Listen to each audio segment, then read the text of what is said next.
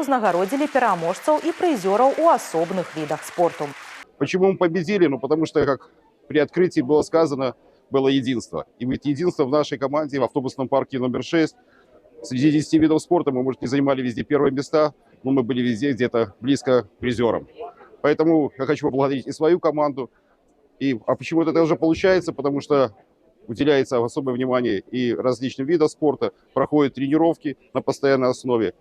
Упершыню ў рамках гарадской спартакіяды прайшоў конкурс мастацкай самадзейнасці. У творчых спаборніцтвах перамогу атрымала каманда «Гомель-Шкло».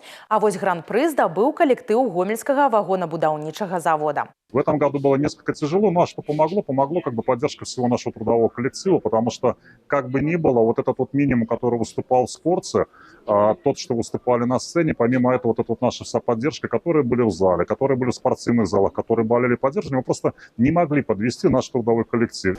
Узнагароды атрымалі і пераможцы першага адкрытага гарадскога фестывалю феерверкаў «Агні любімага Гомеля».